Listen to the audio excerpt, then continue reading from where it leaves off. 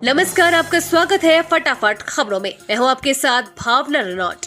आज हम लेकर आए हैं हरियाणा के हर छोटे बड़े शहर की सबसे तेज और ताजा खबरें। तो चैनल को सब्सक्राइब कीजिए और वीडियो को कहां से देख रहे हैं कमेंट बॉक्स में बताएं।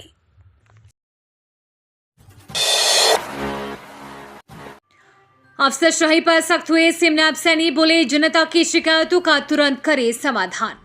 हरियाणा के मुख्यमंत्री नायब सैनी ने कहा है कि अधिकारी जनता की शिकायतों को गंभीरता से लें। उनके अथवा किसी भी मंत्री के द्वारा भेजी जाने वाली शिकायत पर तुरंत कार्रवाई होनी चाहिए। जनता की समस्याओं का समाधान तय समय के भीतर करना चाहिए।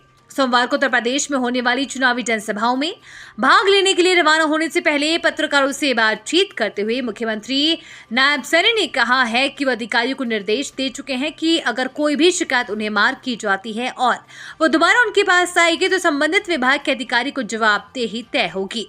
अधिकारी को बताना होगा कि उनके पास मार्क की गई शिकायत पर कार्रवाई क्यों नहीं हुई है। हरियाणा में एक दिन के लिए बदला स्कूलों का समय। दुर्गाष्टमी पर सुबह 10 बजे से होगी पढ़ाई। हरियाणा में मंगलवार को एक दिन के स्कूलों का समय बदल दिया गया है।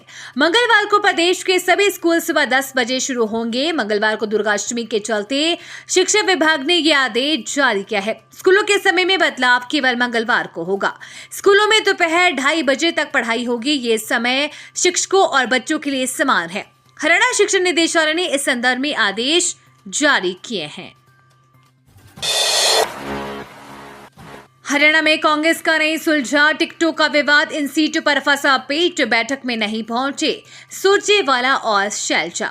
हरियाणा में 9 लोकसभा सीटों पर प्रत्याशियों के चयन का विवाद सुलझाने के लिए कांग्रेस हाईकमान द्वारा बनाई गई उच्च स्तरीय कमेटी भी उलझ गई। रविवार को कई घंटे तक चली सलमान खुर्शीद और मधुसूदन मिस्त्री के नेतृत्व वाली उच्च स्तरीय कमेटी की बैठक में प्रत्याशियों को लेकर सहमति नहीं बन पाई। हिसार, करनाल और गुरुग्राम लोकसभा सीटों को लेकर पूरे समय पेच फंसा रहा। खरगे करेंगे टिकटों की घोषणा। अंतिम फैसला कांग्रेस अध्यक्ष मल्लिकार्जुन खरगे पर छोड़ दिया गया।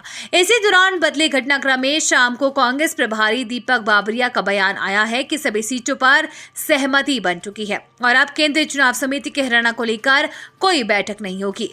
कांग्रेस अध्यक्ष मल्लिकार्जुन खरगे ही अंतिम रूप से टिकटों की घोषणा करेंगे। भाजपा ने कांग्रेस की तरह छोटे नारे नहीं दिए। पूर्व सीएम मनोहर लाल का हमला। पूर्व मुख्यमंत्री मनोहर लाल ने कहा कि भाजपा ने कांग्रेस की तरह छोटे नारे देने की बजाय देश को आत्मनिर्भर बनाने का संकल्प लिया है। इसलिए भाजपा ने घोषणा पत्र नहीं, अपना संकल्प पत्र प्रस्तुत किया है। भाजपा चुनाव के जरिए अपना लाइसेंस रिन्यूअल कराने जा रही है। गोल्डन रिन्यूअल तभी होगा जब 400 सीटें जीत जाएंगे। हर इकाई को आत्मनिर्भर बनाना। पूर्व मुख्यमंत्री सोमवार को गुरुग्राम के एक होटल में पत्रकार वार्ता को संबोधित कर रहे थे। भाजपा का संकल्प, मोदी की गारंटी के बारे में मनोहर लाल ने कहा कि भाजपा का लक्ष्य हर इकाई को आत्मनिर्भर बनाना है। आयुष्मान कार्ड के जरिए 70 वर्ष के बुजुर्गों को 5 लाख तक के इलाज की गारंटी दी है। किसानों की आय वृद्धि के लिए फूड प्रोसेसिंग पर जोर दिया गया है। हरियाणा में अग्निवीर भर्ती के लिए जल्द डाउनलोड करें एडमिट कार्ड, इस दिन होगी परीक्षा।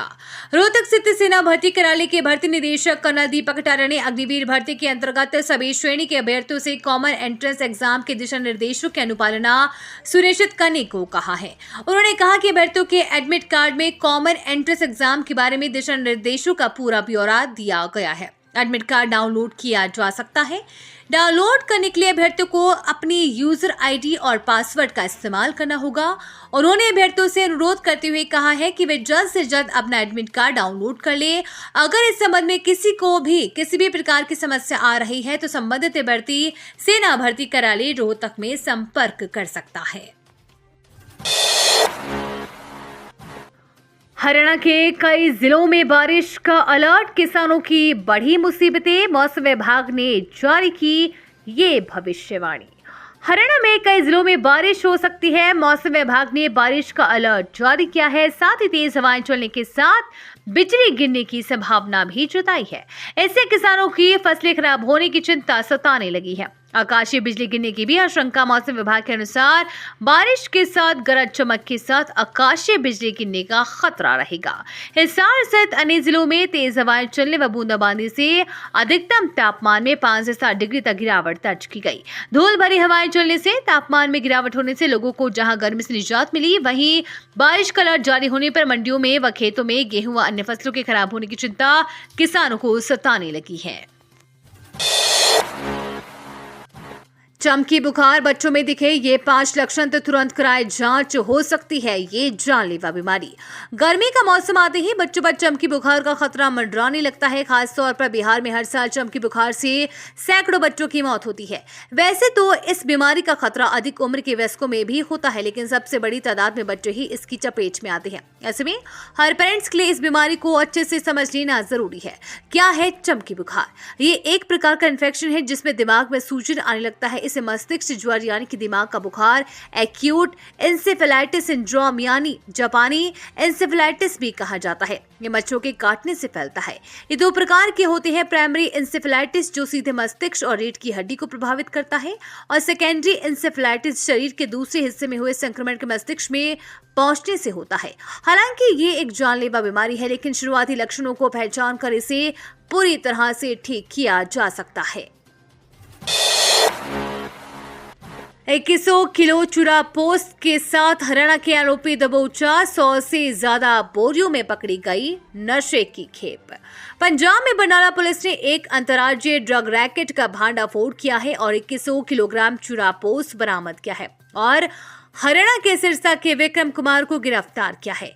थाना धनोला में एनडीपीएस एक्ट के तहत एफआईआर दर्ज की गई है। मामले में अन्य कनेक्शन जांचने के लिए जांच जारी है। पंजाब पुलिस डीजीपी ने एक्स पर पोस्ट करते हुए कहा है कि हम राज्य को नशा मुक्त बनाने के लिए प्रतिबद्ध हैं। गेहूं की फसल काटते समय हाई टेंशन लाइन से 2 किसान झुलसे, एक की मौत।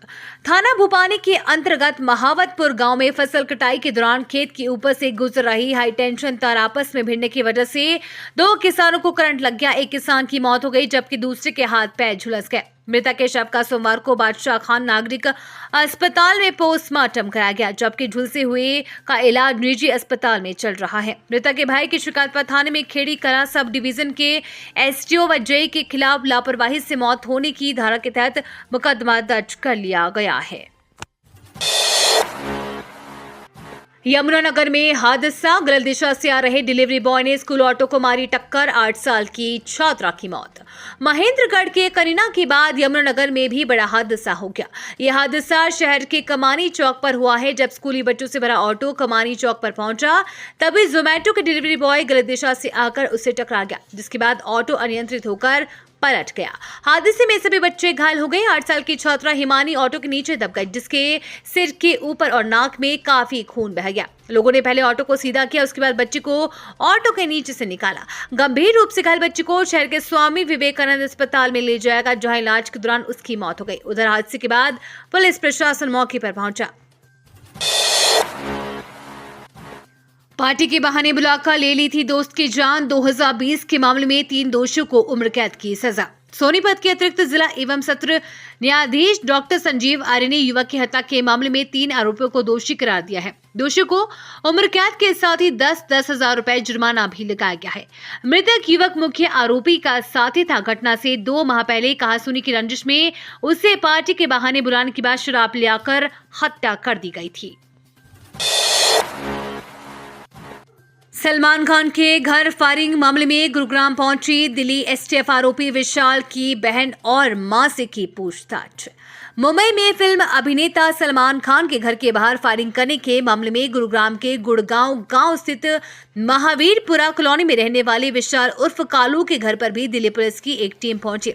फायरिंग के बाद जांच के दौरान सीसीटीवी फुटेज में विशाल की पहचान की गई है। विशाल की पहचान होने के बाद मुंबई क्राइम ब्रांच की टीम ने गुरुग्राम से भी संपर्क किया, यानी कि वहां की पुलिस से भी संपर्क किया। रविवार रात 11 बजे दिल्ली पुलिस ने विशाल की मां और बहन से पूछताछ की थी। उनके बयान दर्ज किए थे। ये थी आज की फटाफट खबरें। हम मिलेंगे अगले बुलेटिन में, तब तक के लिए धन्यवाद और जय हिंद।